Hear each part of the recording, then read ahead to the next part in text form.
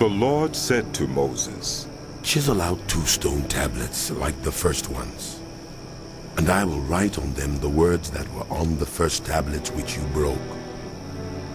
Be ready in the morning, and then come up on Mount Sinai. Present yourself to me there, on top of the mountain. No one is to come with you or be seen anywhere on the mountain. Not even the flocks and herds may graze in front of the mountain. So Moses chiseled out 2 stone tablets like the first ones, and went up Mount Sinai early in the morning, as the Lord had commanded him.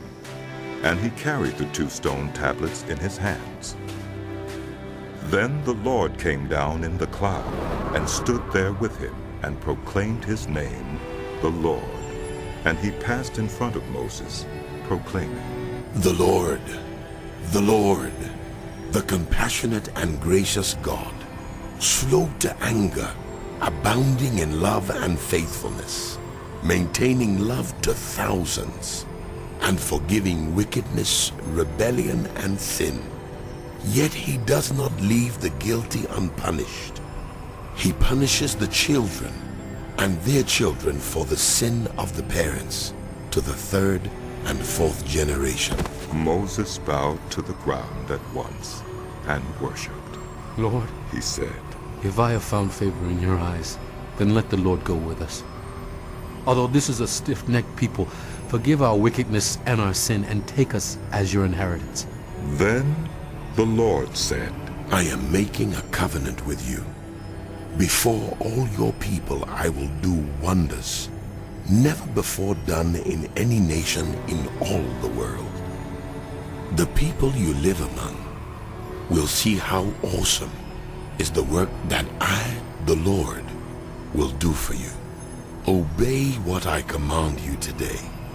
I will drive out before you the Amorites, Canaanites, Hittites, Perizzites, Hivites, and Jebusites. Be careful not to make a treaty with those who live in the land where you are going, or they will be a snare among you. Break down their altars, smash their sacred stones, and cut down their Asherah poles. Do not worship any other god, for the Lord, whose name is jealous, is a jealous God.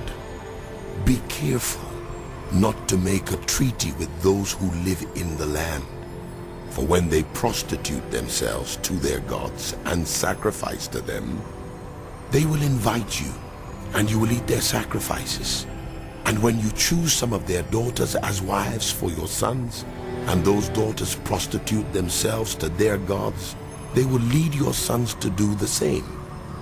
Do not make any idols. Celebrate the festival of unleavened bread. For 7 days, eat bread made without yeast, as I commanded you. Do this at the appointed time in the month of Aviv, for in that month you came out of Egypt. The first offspring of every womb belongs to me, including all the firstborn males of your livestock, whether from herd or flock. Redeem the firstborn donkey with a lamb, but if you do not redeem it, break its neck. Redeem all your firstborn sons. No one is to appear before me empty-handed. 6 days you shall labor, but on the 7th day you shall rest. Even during the plowing season and harvest, you must rest. Celebrate the festival of weeks with the first fruits of the wheat harvest, and the festival of ingathering at the turn of the year. 3 times a year all your men are to appear before the sovereign Lord, the God of Israel. I will drive out nations before you and enlarge your territory, and no one will covet your land when you go up 3 times each year to appear before the Lord your God. Do not offer the blood of a sacrifice to me along with anything containing yeast. And do not let any of the sacrifice from the Passover festival remain until morning. Bring the best of the firstfruits of your soil to the house of the Lord your God. Do not cook a young goat in its mother's milk.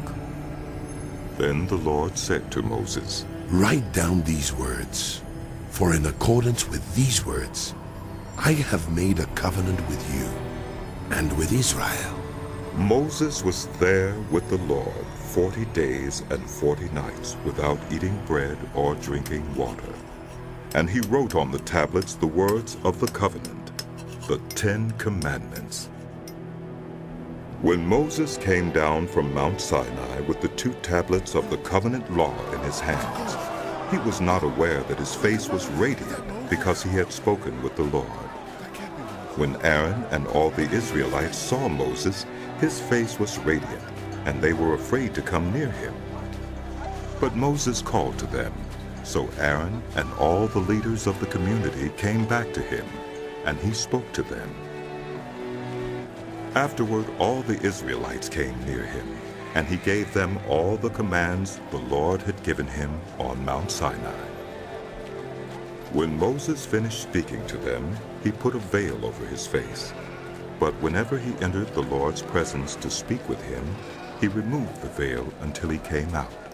And when he came out and told the Israelites what he had been commanded, they saw that his face was radiant. Then Moses would put the veil back over his face until he went in to speak with